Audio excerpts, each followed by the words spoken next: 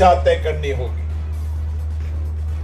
देश के प्रशासनिक ढांचे के अंदर कार्यपालिका के और उच्च स्थान पर न्यायपालिका में, समाज के अलग अलग स्थानों में इस समाज के लोगों को नेतृत्व मिले। यहां पर पढ़ने वाली बालिकाएं देश के अंदर अलग अलग क्षेत्रों में नेतृत्व करें। और मैं तो कई बार कहता हूं, मंच पे भाषण जरूर करते पर लौट के मेरे पास कोई नहीं आता। मैं आज फिर कह के जा रहा हूं, मेरे मन की इच्छा है कि महर्षि नवल साहब के नाम पर या सबसे पहले एक महिला छात्रावास हम बनाए। जब मैं ये बात करता हूं तो मुझे एक संस्था नहीं, जिस संस्था ने, रजिस्टर्ड संस्था ने 2 साल में केडीए में आवेदन किया हो, मैं आज आपके मंच से कह के जा रहा हूं, आप रजिस्टर्ड सभा से आवेदन करो, जमीन आवंटन होगी और हम कोटा की धरती पर एक ऐसा महिला छात्रावास बनाएंगे जो केवल कोटा नहीं, राजस्थान की जहां भी बेटियां पढ़ती है, पढ़ना चाहती है, वो कोटा की धरती पर आए तो उनको अच्छा छत मिलेगा, महर्षि वाल्मीकि जी के जीवन से प्रेरणा मिलेगी, आदर्श जीवन, मर्यादा जीवन और महर्षि नवल साहब के आध्यात्मिक ऊर्जा मिलेगी। और उन बेटियों को हम यहां पर एक ऐसा शिक्षित दीक्षित करें ताकि देश की हर प्रतिस्पर्धा के अंदर वह सबसे आगे रहे। मेरा मानना है कि शिक्षा ही समाज के अंदर उजाला फैलाता है। शिक्षा ही समाज में सकारात्मक परिवर्तन करता है। जिस समाज में समय पे शिक्षा पहुंच गई, उस समाज में नई दिशा तय करी है। हम सेवा का काम तो करते हैं, आपसे ज्यादा सेवा और पुण्य का काम कोई समाज नहीं करता जो आप करते हैं। मैं आपके साथ खड़ा हूं, आपके उन अधिकारों की जिनकी बात की है, उन अधिकारों की बात भी करेंगे कि किस तरीके से जो सेवा का काम आप करते हैं, जो शिक्षित नहीं है, उनका अधिकार सबसे पहले आपको मिले,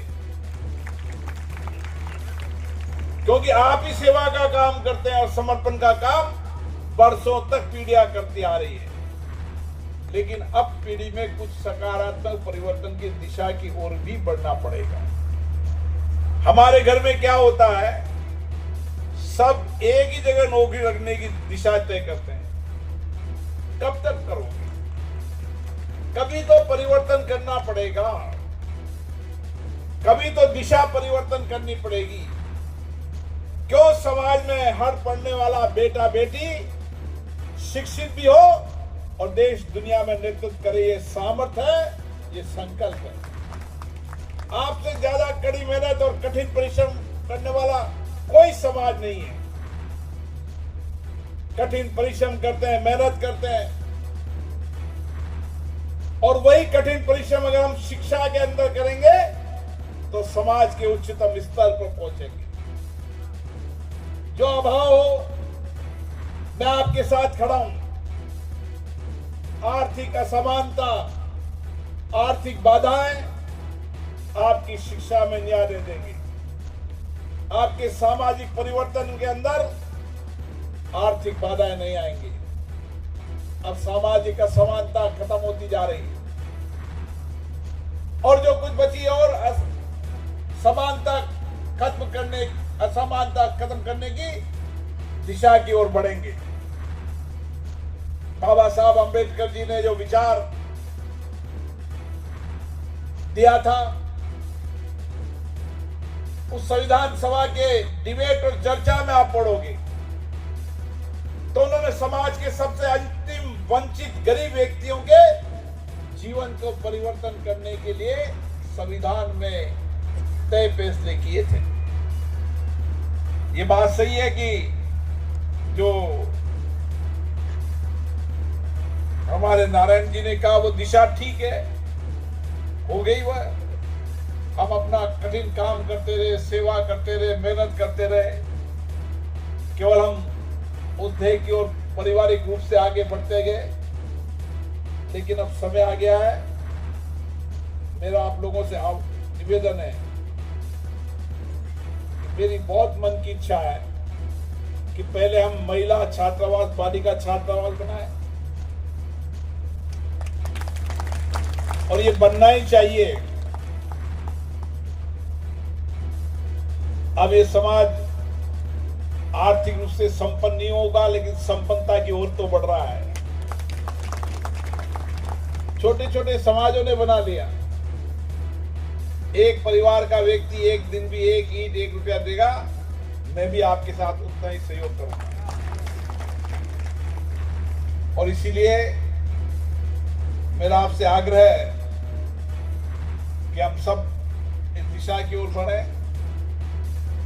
शिक्षा हमारा धर्म, संगठन हमारी शक्ति और सामाजिक जीवन का उत्थान, इस समाज का उत्थान का लक्ष्य हमारा है।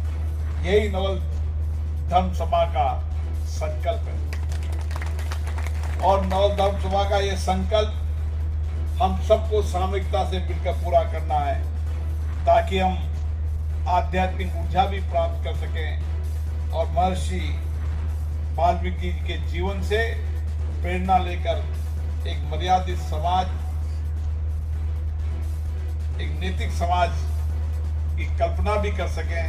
आप सबको इसके लिए बहुत बहुत धन्यवाद। पुनः यहाँ पधारे आचार्य चरणदास जी महाराज, संतगण, सभी पदाधिकारियों का मैं धन्यवाद देता हूँ। मुझे आशा है कि आपके अधिवेशन में जो मंथन होगा, चर्चा होगी, कुछ फैसले होंगे, कुछ निर्णय होंगे, और उस फैसले निर्णय को अपनी जिद मानकर उस संकल्प को हम पूरा करेंगे। आप सब